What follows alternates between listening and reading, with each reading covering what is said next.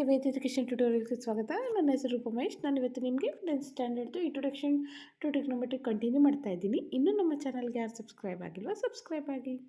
ನೋಡಿ, 6ನೇ ಕ್ವಶನ್ ಏನಂತ ಇದೆ, if angle A and angle B are the acute angle such that cos A is equal to cos B then show that the angle A is equal to angle B ಅಂತ ಕೇಳಿದ್ದಾರೆ.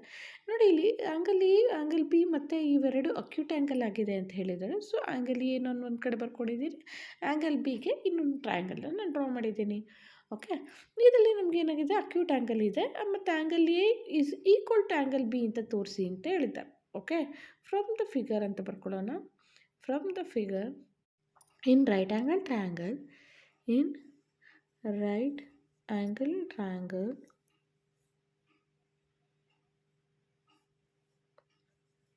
from the figure in right angle triangle ABC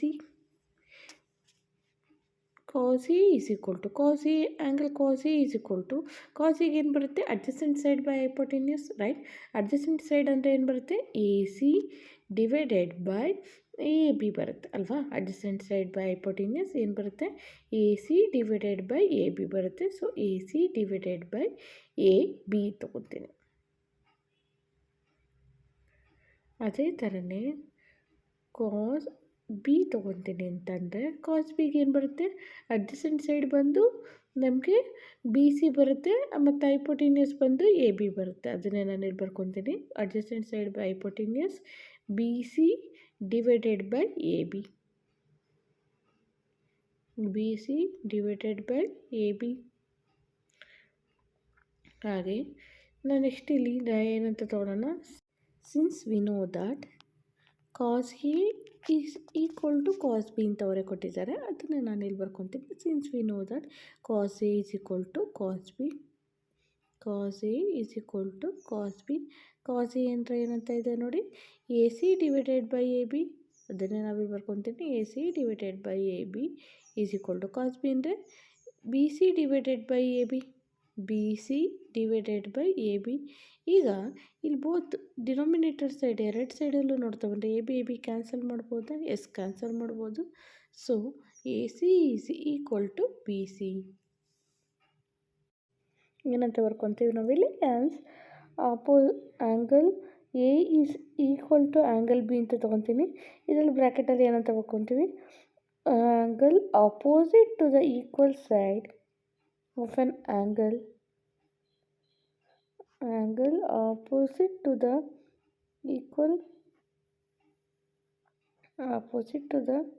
equal side of triangle ಅಂತ ತೊಗೊತೀನಿ. Angle opposite to the equal sides of an triangle. ಹಾಗೆ next question ನೋಡ್ತಾ ಬನ್ನಿ. If cot theta is equal to 7/8, ಹಾಗೆ evaluate 1 + sin theta into 1 - sin theta, ಹಾಗೆ 1 + cos theta into 1 - cos theta, ಹಾಗೆ second ಇದು cot square theta. First ನಾನು 1 + sin theta into 1 - sin theta ಅದನ್ನು ನಾವು ಬರ್ಕೊಬರ್ತೀವಿ. ಅದಕ್ಕಿಂತ ಮುಂಚೆ ಕಾಟ್ ಥೀಟಾ ಅಂದರೆ ಏನಂತ ಇದೆ, ಕಾಟ್ ಅಂದರೆ ನಮಗೆ ಗೊತ್ತು ಏನು, adjacent side by opposite side ಅಂತ. ಸೊ ಅದನ್ನು ನಾವಿಲ್ಲಿ ವ್ಯಾಲ್ಯೂ ಕೊಟ್ಟಿರೋದನ್ನು ನಾವಿಲ್ಲಿ ಬರ್ಕೊಂಬರೋಣ. ಏನಂತ ತೊಗೊತೀನಿ, ಇದನ್ನು ಥೀಟಾ ಅಂತ ತೊಗೊಂಡಿರ್ತೀನಿ. ಅಡ್ಜಸೆಂಟ್ ಸೈಡ್ ಬೈ ಆಪೋಸಿಟ್ ಅಂತ ಇದೆ. ಸೊ ಅಡ್ಜಸೆಂಟ್ ಸೈಡ್ ಏನು ಬರುತ್ತೆ, 7 ಅಂತ ತೊಗೊತೀನಿ. ಆಪೋಸಿಟ್ ಸೈಡ್ ಬಂದು 8 ಅಂತ ತೊಗೊತೀನಿ. ಹಾಗಾದರೆ ನಮ್ಗೆ ಎ ಸಿ ವ್ಯಾಲ್ಯೂ ಗೊತ್ಕೊಂಡು ಹಿಡಿಬೇಕು. ಫ್ರಮ್ ದ ಪೈಥಾಗರಸ್ ಥಿಯರಮ್ ಏನಂತ ತೊಗೊಳೋಣ, A C square is equal to A B square plus B C square ತೊಗೊತೀನಿ. A B square plus B C square. ಹಾಗಾಗಿ ನಾವಿಲ್ಲಿ ಏನಂತ ಬರ್ಕೊಳ್ಳೋಣ, ಎ ಸಿ ಸ್ಕ್ವೇರ್ ಅಂದರೆ ನನಗೆ ಗೊತ್ತಿಲ್ಲ, ಅದನ್ನು ಹಾಗೆ ಬರ್ಕೊತೀನಿ. ಎ ಬಿ ಸ್ಕ್ವೇರ್ ಅಂದರೆ ನಾವೇನಂತ ಬರ್ಕೊತೀನಿ, ಎ ಬಿ ಸ್ಕ್ವೇರ್ ಅಂದರೆ 7 ಸ್ಕ್ವೇರ್ ಅಂತ ಬರ್ಕೊಳ್ಳೋಣ. ಹಾಗೆ ಬಿ ಸಿ ಸ್ಕ್ವೇರ್ ಅಂದರೆ 8 ಸ್ಕ್ವೇರ್ ಅಂತ ಬರ್ಕೊತೀನಿ. 7 7 49 ಆಗಿರುತ್ತೆ, 8 8 64 ಆಗಿರುತ್ತೆ. ಸೊ 749 + 64 ಅಂದರೆ 113 ಬರುತ್ತೆ. ಈಗ ನನಗೆ ಬರೀಬೇಕಾಗಿರೋದು ಎ ಸಿ ಮಾತ್ರ ಅಂದರೆ A C is equal to square root of 113 ಬರ್ಕೊತೀನಿ. ಹಾಗೆ ಇಲ್ಲಿ ಈಗ ನಮಗೆ ಈಗ ಅರ್ಥ ಆಗಿದೆ, ಇಲ್ಲಿ ಸೈನ್ ಥೀಟಾ ಅಂದರೆ ನಮಗೇನು ಬರುತ್ತೆ, ಆಪೋಸಿಟ್ ಸೈಡ್ ಬೈ ಹೈಪೋಟೆನ್ಯೂಸ್ ಬರುತ್ತೆ. ಸೊ ಹಾಗಾಗಿ ನಾವು ಅದೇ ವ್ಯಾಲ್ಯೂನ ನಾವಿಲ್ಲಿ ಬರೀತಾ ಬರ್ಬೋದಾ, ಎಸ್. ಅಪೋಸಿಟ್ ಸೈಡ್ ಅಂದರೆ ಏನು ಬರುತ್ತೆ, ಅಪೋಸಿಟ್ ಸೈಡ್ ಅಂದರೆ ನಮಗೆ 8 ಬರುತ್ತೆ. ಅಡ್ಜಸೆಂಟ್ ಸೈಡ್ ಅಂದರೆ ಏನಂತ ಬರುತ್ತೆ, ಅಡ್ಜಸೆಂಟ್ ಸೈಡ್ ಅಂದರೆ 7 ಅಂತ ಬರುತ್ತೆ. ಓಕೆ, ಇಲ್ಲಿ ನೋಡಿ ಅದೇ ಕ್ವಶನ್ನ ನಾನು ಇಲ್ಲಿ ಬರ್ಕೊಂಡು ಬಂದಿದ್ದೀನಿ. 1 + sin θ into 1 - sin θ 1 + cos θ into 1 - cos θ. ಇಲ್ಲಿ ಈಸ್ ಈಕ್ವಲ್ ಟು 1 + sin θ ಅಂದರೆ ಏನು, opposite side by hypotenuse. Opposite side ಅಂದರೆ ನಾನು ಆಗಲೇ ಹೇಳ್ದಂಗೆ ಏನು ಬರುತ್ತೆ, ಅಪೋಸಿಟ್ ಸೈಡ್ ಅಂದರೆ 8 ಬರುತ್ತೆ. ಸೊ 8/√113 ತೊಗೊತೀನಿ. 8/√113. ಸೊ ಅದನ್ನೇ ನಾವಿಲ್ಲಿ ಬರ್ಕೊಂಬರೋಣ, 8/√113. ಹಾಗೆ ನೆಕ್ಸ್ಟು ಈ ಸೈಡು 1 + sin θ ಆಯಿತಾ. ಈಗ 1 - sin θ ಈಗ ಬರುತ್ತೆ 1 - 8/√113 -8/√113 ತೊಗೊತೀನಿ. ಹಾಗೆ cos θ ಅಂತ ತೊಗೊಂಡ್ರೆ, ಕಾಸ್ ಅಂದರೆ ಏನು, ಅಡ್ಜಸೆಂಟ್ ಸೈಡ್ ಬೈ ಹೈಪೋಟಿನ್ಯೂಸ್ ಆಗಿರುತ್ತೆ. ಸೊ 1 + 7√113 ಹಾಗೆ ಇಂಟು 1 - 7/√113. ಹಾಗೆ ನೆಕ್ಸ್ಟ್ ಏನಂತ ಬರ್ಕೊಬರೋಣ, ಇದು ನೋಡ್ತಾ ಬಂದರೆ ನಮ್ಗೆ ಯಾವ ಫಾರ್ಮುಲಾ ಬಂದಂಗೆ ಬಂದಿದೆ ನೋಡಿ, a + b into a - b formula ಬಂದಂಗೆ ಬಂದಿದೆಯಾ. a + b into a - b ಅಂದರೆ ಏನಂತ ಬರುತ್ತೆ, a² - b² ಫಾರ್ಮುಲಾ ಬಂದಂಗೆ ಬರುತ್ತೆ. ಸೊ 1² - 8² /√113 2 ಅಂತ ತೊಗೊತೀನಿ. ಹಾಗೆ ಇಲ್ಲೂ ಸಹ 1² - 7² /√113 2 ತೊಗೊತೀನಿ. ಈಗ ಇದನ್ನು ನಾನು ಸ್ಕ್ವೇರ್ ರೂಟ್ನ ನಾನು ಇದು ಮಾಡ್ತಾ ಬರೋಣ. ನಾವು ಇದು ಮಾಡ್ತಾ ಬಂದರೆ ನಮಗೇನಾಗುತ್ತೆ, ಇದು ಇದಾದರೆ 1 - 7 8² ಅಂದರೆ 64 /113. ಇಲ್ಲೇ ಬರ್ಕೊಂಡ್ಬಿಡ್ತೀನಿ 113 ಅಂತ. ಹಾಗೆ 113 - 64 /113. ಹಾಗೆ ಇಲ್ಲೂ ಸಹ 113 -7 7 49 ಬರುತ್ತೆ. ಸೊ 7 7 49 ಅಂತ ತೊಗೊತೀನಿ, /113. 113 ಕ್ಯಾನ್ಸಲ್ ಆಗುತ್ತಾ, ಎಸ್ 113 ಕ್ಯಾನ್ಸಲ್ ಆಗುತ್ತೆ. ಹಂಗಾರೆ ಆನ್ಸರ್ ಏನು ಬರುತ್ತೆ, 113 - 64 ಅಂದರೆ 49 ಬರುತ್ತೆ. ಹಾಗೆ 113 - 49 ಅಂದರೆ 64 ಬರುತ್ತೆ. ಸೊ ಅದನ್ನೆಲ್ಲ ಇಲ್ಲಿ ಬರ್ಕೊತೀನಿ, ಏನು ಬರುತ್ತೆ ಇಲ್ಲಿ 49 /63 49 / 64 ಬರುತ್ತೆ. ಸೊ 64 ಅಂತ ಬರ್ಕೊತೀನಿ. ಹಾಗೆ ಇಲ್ಲಿ cos θ ಅಂತ ತೊಗೊಳ್ತೀನಿ. cos θ ಅಂದರೆ ನಮಗೆ ಏನದು ಅಪೋಸಿಟ್ ಆಗಿರುತ್ತೆ, cot θ ಅಂದರೆ 7/8 ಅಂತ ಇದೆ. ಅದನ್ನೇ ಸ್ಕ್ವೇರ್ ಅಂತ ತೊಗೊಂಡ್ರೆ 7² /8² ಅಂತ ತೊಗೊತೀನಿ. ಅವಾಗ ಏನಂತ ಆನ್ಸರ್ ಬರುತ್ತೆ ನೋಡಿ, 7² /8² ಅಂದರೆ 7 7 49 8 8 64.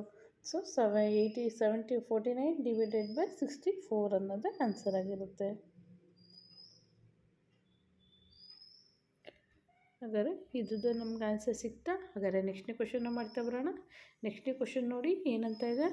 ನೆಕ್ಸ್ಟ್ನೇ ಕ್ವಶನ್ ಬಂದು, if 3 cot A is equal to 4, check whether 1 - tan square A divided by 1 + tan square A is equal to cos square A - sin square A are not equal ಆಗಿದೆಯೋ ಅಲ್ವೋ ಅಂತ ಕೊಟ್ಟಿದ್ದಾನೆ. ಓಕೆ, ಇದರಲ್ಲಿ ನಾನು first cot A is equal to 4/3 ಅಂತ ತೊಗೊತೀನಿ. ಯಾಕೆ numerator ಡಿನಾಮಿನೇಟರ್ಗೆ ಹೋಗುತ್ತೆ. cot A ಅಂದರೆ ನಮ್ಗೆ ಗೊತ್ತು ಅಡ್ಜಸೆಂಟ್ ಸೈಡ್ ಬೈ ಅಪೋಸಿಟ್ ಅಂತ. ಸೊ ಅದನ್ನು ಬರ್ಕೊಂಡಿದ್ದೀನಿ. ಇಲ್ಲಿ ನಮ್ಗೆ ಏನು ಕಂಡುಹಿಡಿತಾ ಇದ್ದೀನಿ ನಾನು, ಮತ್ತು AC² ನಮಗೆ ಹೈಪೋಟಿನ್ಯೂಸ್ ವ್ಯಾಲ್ಯೂ ಗೊತ್ತಾಗಬೇಕು. So AC² = AB² + BC². AB² ಅಂದರೆ 4² + 3². 4² ಅಂದರೆ 16 + 3 3 = 9 ಬರುತ್ತೆ.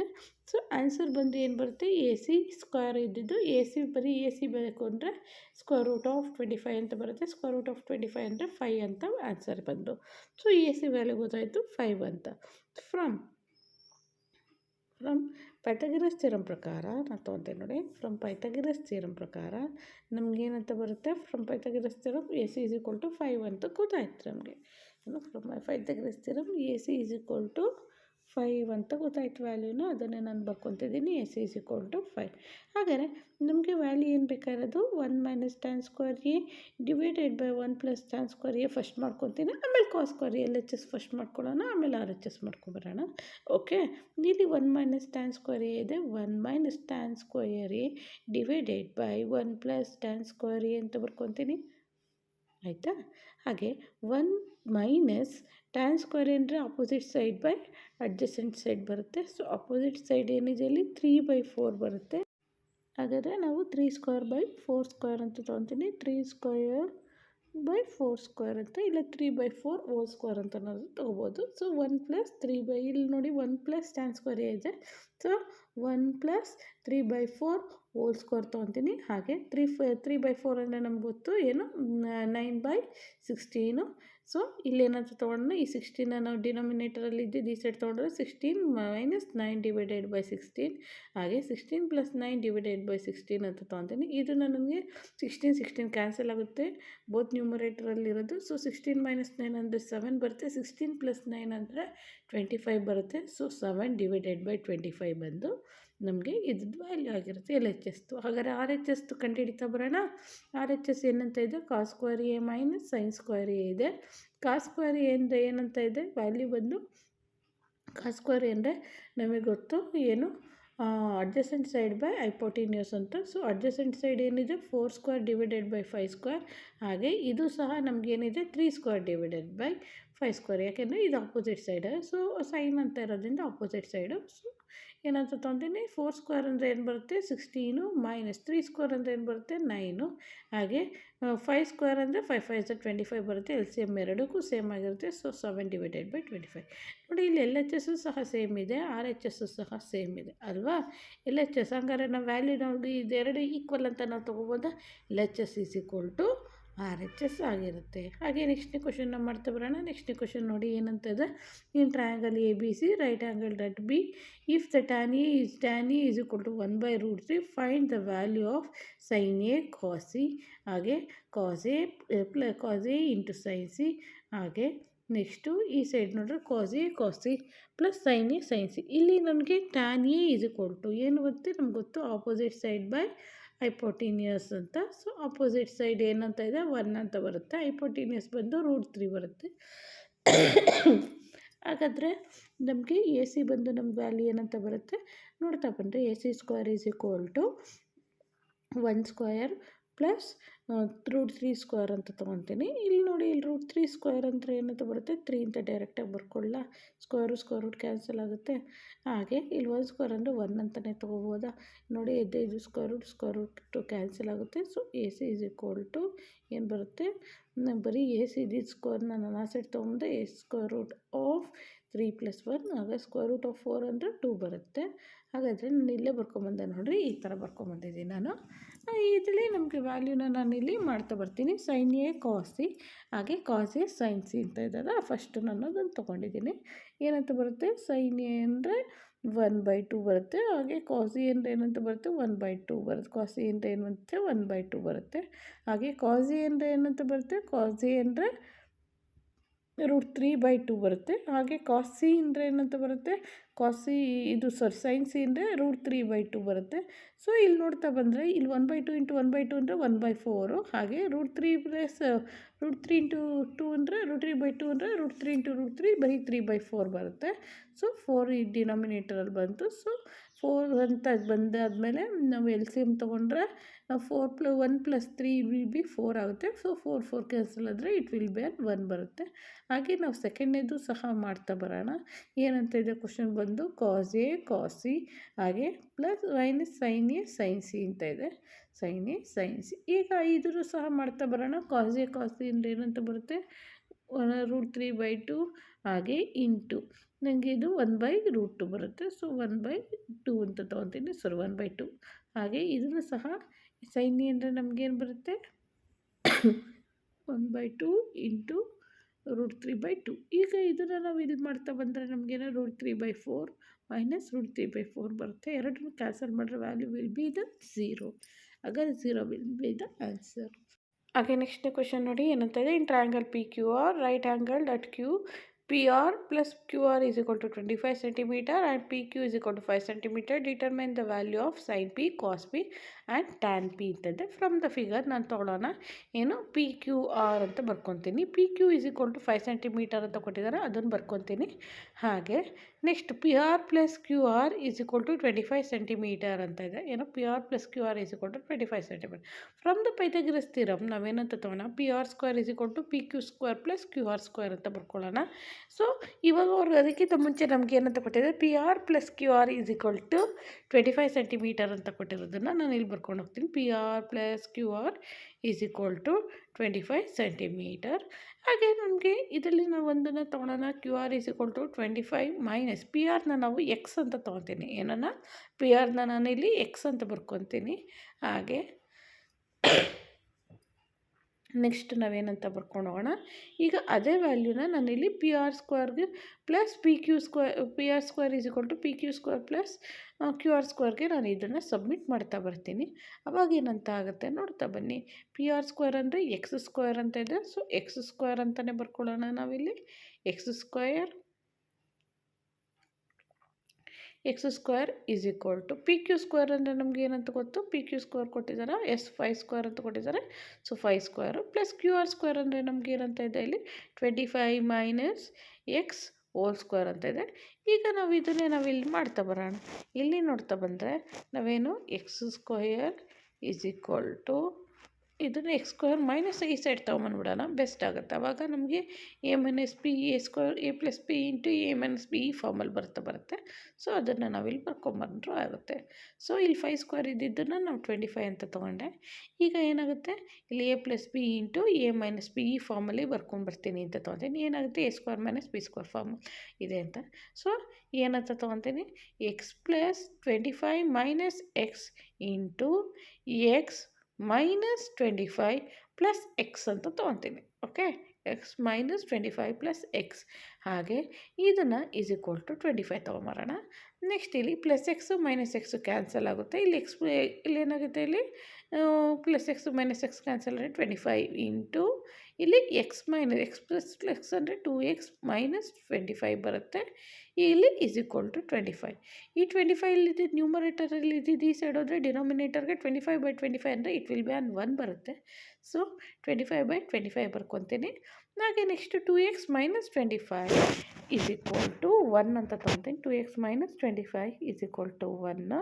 ಹಾಗೆ 2x is equal to 1 plus 25 minus ಇದ್ದಿದ್ದು ಈ ಸೈಡ್ ಹೋದರೆ 25 ಆಗುತ್ತೆ. So 2x is equal to 26 ಅಂತ ತೊಗೊತೀನಿ. ನನಗೆ ಬೇಕಾಗಿರೋದು ಬರೀ ಎಕ್ಸ್ ವ್ಯಾಲ್ಯೂ ಮಾತ್ರ. So X is equal to 26 divided by 2 ಅಂತ ತೊಗೊತೀನಿ. 2 1s 2 3s. So X is equal to 13 ಅಂತ ಗೊತ್ತಾಯಿತು. ಹಾಗಾದರೆ ನಮಗೆ ಎಕ್ಸ್ ವ್ಯಾಲ್ಯೂ ನಮಗೆ ಸಿಕ್ತು. ಅದಕ್ಕಿಂತ ಮುಂಚೆ ನಾವೇನಂತ ತೊಗೊಳ್ಳೋಣ, ಈ ಎಕ್ಸ್ ವ್ಯಾಲ್ಯೂ ನಮಗೆ ಸಿಕ್ಕಿದೆ. ಹಾಗೆ ಇನ್ನು ಮಿಕ್ಕಿದ್ದೆಲ್ಲ ವ್ಯಾಲ್ಯೂ ನಮಗೆ ಸಿಗಬೇಕು. ಸೊ ಇನ್ನೊಂದು ವ್ಯಾಲ್ಯೂ ನಮಗೆ ಸಿಗಬೇಕು ಅಂತ ನಾವೇನಂತ ತೊಗೋಬೇಕು, Q R is equal to 25 minus x ಅಂತ ಇದೆ. ಅದನ್ನು ನಾನು ಇಲ್ಲಿ ಬರ್ಕೊಂಬರ್ತೀನಿ. Q R is equal to 25 minus x. ಹಾಗೆ ಎಕ್ಸ್ ಈಸ್ ಈಕ್ವಲ್ ಟು 13 ಅಂತ ಗೊತ್ತಾಯಿತು. ಸೊ ಏನಂತ ತೊಗೊತೀನಿ ಏನಂತೆ ನಾನು ಆಗಲೇ Q R is equal to 25 minus x ಅಂತ ಇದೆ. So Q R is equal to 25 minus 13 ಅಂತ ತೊಗೊತೀನಿ. ಏನು 25 ಮೈನಸ್ 13 ಅಂದರೆ ನಮ್ಗೆ ಏನಂತ ಬರುತ್ತೆ, 12 ಅಂತ ಬರುತ್ತೆ. So Q R is equal to 12 ಅಂತ ವ್ಯಾಲ್ಯೂ ಗೊತ್ತಾಯ್ತು ನಮಗೆ. ಹಾಗಾದರೆ ಕ್ಯೂ ಆರ್ ವ್ಯಾಲ್ಯೂ ಗೊತ್ತಾಯಿತು. ಸೊ ಹಾಗಾದರೆ ನಾವು ಸೈನ್ ಪಿ ನಾವು ಮಾಡ್ತಾ ಬರೋಣ. ಸೈನ್ ಪಿಯಿಂದ ನಮಗೇನು ಗೊತ್ತು, opposite side by sine P is equal to opposite side by hypotenuse ಬರುತ್ತೆ. So opposite side by hypotenuse ಅಂತ ತೊಗೊಳ್ಳೋಣ. ಅಪೋಸಿಟ್ ಬೈ ಹೈಪೋಟೀನಿಯಸ್, ಅಪೋಸಿಟ್ ಅಂದರೆ Q R divided by P R ತೊಗೊತೀನಿ. ಕ್ಯೂ ಆರ್ ಅಂದರೆ ನಮ್ಗೆ ಏನಂತ ಇದೆ 12 ಅಂತ ಬಂತು. ಪಿ ಆರ್ ಅಂದರೆ ನಮ್ಗೆ ಏನಂತ ಬಂತು, ಎಕ್ಸ್ ವ್ಯಾಲ್ಯೂ ಏನಿದೆ ಅಲ್ಲಿ 13 ಅಂತ ಇದೆ. ಸೊ 13 ತೊಗೊಂಡೆ. ಹಾಗೆ ಕಾಸ್ ಪಿ ತೊಗೊತಿದ್ದೀನಿ. ಕಾಸ್ ಪಿ ಅಂದರೆ ನಮಗೇನು adjacent side by hypotenuse, P Q divided by P R ಆಗಿರುತ್ತೆ. P Q divided by P R. P Q ಅಂದರೆ ನಮ್ಗೆ ಏನಂತ ವ್ಯಾಲ್ಯೂ ನಮ್ಗೆ ಅವರೇ ಕೊಟ್ಟಿರೋದು 5 ಅಂತ ಕೊಟ್ಟಿರೋದನ್ನು. ಸೊ ಅದನ್ನೇ ನಾವಿಲ್ಲಿ ಬರೀತಾ ಬರೋಣ. 5 ಡಿವೈಡೆಡ್ ಬೈ 13 5 ಡಿವೈಡೆಡ್ ಬೈ 13 ಇದು ಬಂದು ನಮ್ಗೆ ಆನ್ಸರ್ ಆಗಿರುತ್ತೆ ಕಾಸ್ ಪಿ. ಹಾಗೆ ಟ್ಯಾನ್ ಪಿನ ನಾವು ಮಾಡ್ತಾ ಬಂದರೆ opposite side by adjacent side ಬರುತ್ತೆ. So tan P is equal to ಏನು, ಆಪೋಸಿಟ್ ಸೈಡ್ ಅಂದರೆ ನಮ್ಗೆ ಏನಂತ ಇದೆ 12 ಡಿವೈಡೆಡ್ ಬೈ ಏನು ಅಂತ ಬರುತ್ತೆ 12/5 ಬರುತ್ತೆ. ಸೊ ಇಲ್ಲಾಂದರೆ sine theta divided by cos theta sine P divided by cos P ಅಂತ ತೊಗೊಂಡ್ರೂ ಸೇಮ್ ಬರುತ್ತೆ. ಸೊ 12/5 ನೋಡಿ. ನೆಕ್ಸ್ಟ್ನೇ question true or false. The value of the tan A is always less than 1. ಹೇಗೆ ನಾವು ಹೇಳೋಕ್ಕಾಗುತ್ತೆ ಟ್ಯಾನ್ ಎ ಯಾವಾಗಲೂ ಲೆಸ್ ಆಗಿರುತ್ತೆ ಅಂತ, ಟ್ಯಾನ್ 1ಗಿಂತನೂ ಕಮ್ಮಿ ಇರುತ್ತೆ ಅಂತ. ಇದು ಫಾಲ್ಸ್ ಬಂದಿರುತ್ತೆ. Second A is equal to 12/5. Some angles of the angle A in some values of the angle A ಏನಾಗಿರುತ್ತೆ ಸಪ್ರೇಟ್ ಬೇರೆ ಬೇರೆದಾಗ್ತಾ ಇರುತ್ತೆ. ಹಾಗೆ cos A is abbreviation used for the cosecant of angle A ಅಂತ ತೊಗೋಬೇಕು. So cosecant of angle A ಅಂತ ಬರಲ್ಲ, cosecant cos A ಅಂತಲೇ ತೊಗೊತೀವಿ. ಸೊ ಕಾಸ್ ಎ ಅಂತ ತೊಗೊತೀವಿ. ಇಟ್ ವಿಲ್ ಬ್ಯಾನ್ ಫಾಲ್ಸ್ ಆಗಿರುತ್ತೆ. Next cot A is a product of cot and A. ಇದು ಎರಡು ಕಾಟ್ ಎ ಅಂದರೆ ಎಲ್ಲ ಎರಡು ಸೇರಿ ಒಂದೇ ಇರುತ್ತೆ. ಸೊ ಕಾಟ್ ಬೇರೆ ಎ ಬೇರೆ ಸಪ್ರೇಟ್ ಆಗಿರಲ್ಲ. Next sine theta is equal to 4/3 from some angle theta ಅಂತ ತೊಗೊಂಡಿದ್ದಾರೆ. ಫಾರ್ ಸಮ್ ಆ್ಯಂಗಲ್ ಟೀಟಾ ಒಂದೊಂದಕ್ಕೆ ಒಂದೊಂದು ಇರುತ್ತೆ ನಮಗೆ. ಸೊ ಇದನ್ನು ಫಾಲ್ಸ್ ಅಂತ ಬರ್ಕೊಂಬರೋಣ. ನಿಮಗೆ ನನ್ನ ಪಾಠ ಇಷ್ಟ ಆಗಿದ್ದಲ್ಲಿ ಲೈಕ್ ಮಾಡಿ, ಶೇರ್ ಮಾಡಿ ಹಾಗೂ ಸಬ್ಸ್ಕ್ರೈಬ್ ಆಗಿ.